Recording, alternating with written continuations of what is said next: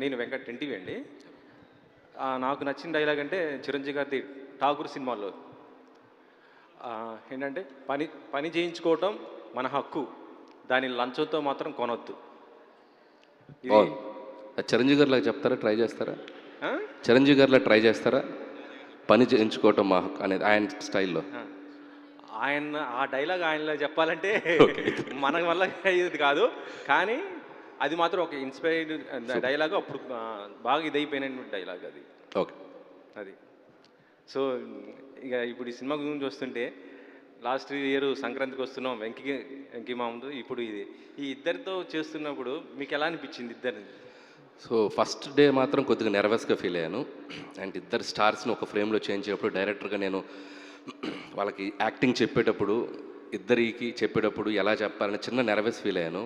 కానీ ఇద్దరు మనకి ఒక ఇంటర్ స్టూడెంట్స్లా క్లాస్లో బ్యాక్ బెంచ్లో అల్లరి చేస్తారు కదా, సో అలా కలిసిపోయి ఎంత అద్భుతంగా చేశారంటే అసలు నాకు అసలు జీరో స్ట్రెస్, అసలు ఏమీ లేదు, హ్యాపీగా వాళ్ళతో కలిసిపోయి పనిచేశాను నేను.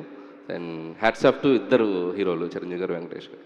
ఇద్దరు కాంబోలో సాంగ్ వస్తుందన్నారు, అది నాటును మించిపోయేలాగా ఆ స్టెప్ ఏదో వేయిస్తారు, హుక్ స్టెప్ అనేసి బాగా వినిపిస్తుంది సోషల్ మీడియాలో. అంటే నాటు స్పీడ్ వేరు, ఈ పాట స్పీడ్ వేరు. బట్ ఇది ఇద్దరు కలిసి నటించడం ఒక ఫ్రేమ్లో ఒక ఎగ్జైట్మెంట్, ఇద్దరు కలిసి డ్యాన్స్ చేయడం కూడా మనకి చూడటానికి ఐ ఫీస్ట్లో ఉంటుంది. సాంగ్ కూడా ఎక్స్ట్రాడినరీ సాంగ్, అది త్వరలో మీ ముందుకి రిలీజ్ చేయబోతున్నాం. మీరు కూడా హీరో లాగా ఉన్నారు, ఆన్ స్క్రీన్ మీద ఎప్పుడు కనిపించబోతారు ఏంటి అసలుకి?